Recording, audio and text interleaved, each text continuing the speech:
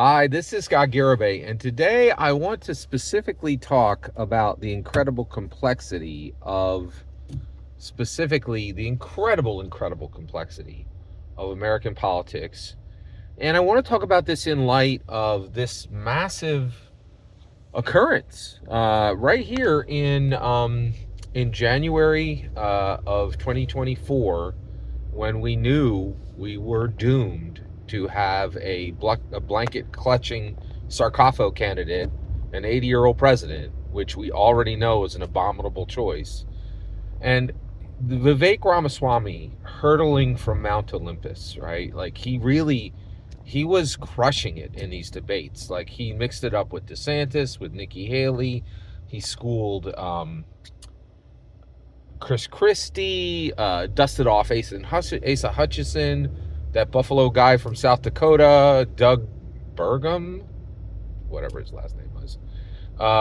And it was really a joy to watch, right? To see the Republicans having real debates, minus the person who shouldn't be there because they're an 80-year-old blanket clutching sarcophago candidate, President Donald Trump, a mirror image of blanket clutching sarcophago candidate, President Biden. Oh, and I love telling you that, both the Republicans and the Democrats are telling you deserve a blanket clutching sarcophago candidate, or an 80-year-old person with one foot on a banana peel and the other in a pine box, right? And I'm saying that's wrong, but there's somebody who said it way better than me, and that is Neil Brennan, right? And I'm gonna modify his language, but let me give it to you.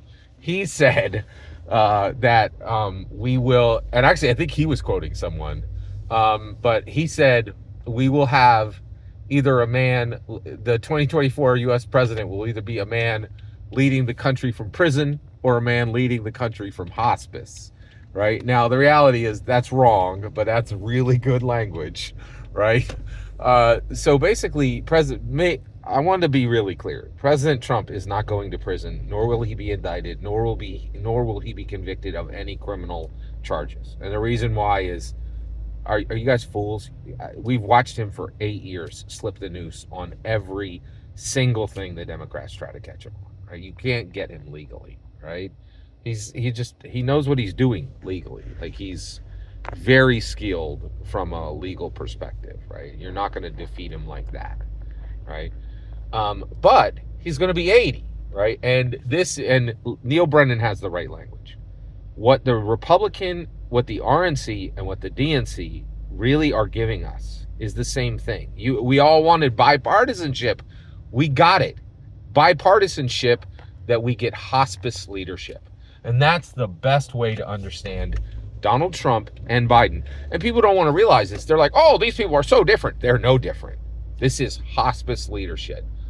This is hospice leadership, right? Hospice leadership, right? These are two men who are a centimeter from death, right? Being kept alive by the best American medical system, but they are both in hospice. And get this, they're both in hospice now, right? And you're like, wait a second, Scott, they're walking around and doing stuff. Correct, right?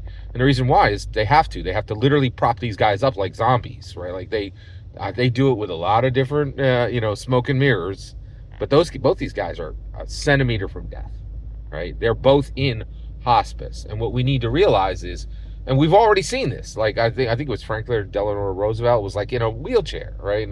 And they hid his medical issues from the people, and they're doing the same thing, right? We're never going to get real reports on the real health of an 80-year-old, and we don't need it.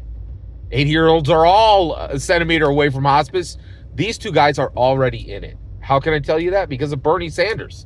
He had a heart attack just running for president, right? The stress and strain that President Trump is under is 100 times that. And then we don't have to worry. We don't have to wonder about Biden. He literally can't finish sentences, right? These guys, this is hospice leadership. This is leadership from hospice. Do you understand that? And what I'm saying is, let's just use our brain. If if your greatest task in the day is clutching a blanket closer because you're cold and you want to be warm before you go to dinner at 4 p.m., you don't have any business leading the world. You know, go take your position at the assisted living facility. Well, really, they belong in hospice. They're literally being like live embalmed in front of us. Like they are quite literally standing these guys up, right? Like this is, we got to get past this. Okay. All right. A lot going on. This is the part that's interesting. So I've been following this. I'm deeply sad at Vivek being bounced out, right? Now, make no mistake, Vivek is finished, technically, right? But not functionally. Functionally, he's still up. And why is he still going? He's smart. He's very smart. And he knows there's one thing that puts him back in the race. And that is if Father Time comes and taps Donald Trump on the shoulder and says, hey, buddy, you're 80. You and me are going on the final walk, buddy. Let's go. Take my hand, right? That's it. Like that event restores hope for all of America. All of America, right? That event gives us all back a chance to have an actual president, not a sit and sign president. And that's a sit and sign president leading from hospice is what both the RNC wants to give you and what the DNC wants to give you, right? But if President Trump, if Father Time just taps him on the shoulder and says, you're 80, buddy, it's time. Your old age is caught up with you. Okay, let's have the final walk. Then America gets hope again, right? Like, and that's the event that brings hope to America. Terribly sad. It's just where we're at, right? Okay. All right. I lament with you. I don't want to be here, right? Like, I don't want to be here, but this is where we're at. And I do think President Donald Trump has brought this on himself in that he made himself a multiplier of hatred in America. So that's why I'm willing to say this. I'm not even comfortable saying it, but somebody needs to say this because we are very close to hospice leadership. And I don't want hospice leadership. I don't want it, right? But get this. So why are we in this situation? Well, there's incredible complexity here, right? And Vivek, one of the reasons, not the main reason he lost, is because at the macro level, Republicans are deeply prejudiced, horrible people. Okay, not to the last, all right, only to the majority, all right. But one of the reasons is he got things very, very wrong on Nikki Haley. He kept saying that she was corrupt and she wouldn't be a good leader, right? Blah blah blah blah blah, right? So he goes on Tucker Carlson. And now I want to tell you where we're at. We are in true upside down world, right? And I'm going to explain to you today, and this is the purpose of this video, and I'm sorry it took me this long to say it. Tucker Carlson is a hippie Democrat straight from the 60s. That dude is not even remotely a Republican. You know what Tucker Carlson and Vivek Ramaswamy both agree on? They say, Tucker Carlson specifically said this, and I think, and Vivek, being polite because he was on his show, gave him the nod, right? But what they don't understand, they both said, you know what, Nikki Haley is a liberal, right? You know how you could tell she's a liberal? Because she wants endless neocon war. She wants to keep the war machine running. No, buddy. No, Tucker Carlson. No. You don't like the U.S. military? You don't like America being the super police of the world? Well, guess what? There's a place for you. 1960 Democrat. There's a label for you. 1960s Democrat. That dove noise does not sing here. We are Republicans. We fund a strong military, and we want to use it. We are pro-war. We are hawk, right? You want to take your anti-military industrial complex, endless neocon war, I don't want to use the U.S. military, do what the U.S. military does. You can't sing that in the Republican Party. You are a 1960s hippie Democrat, Tucker Carlson. You do not, I take your Republican card from you. You are no longer a Republican, right? Like virtually, right? Your virtual Republican card, right? Like you don't need a card to vote. Nobody should take your right to vote.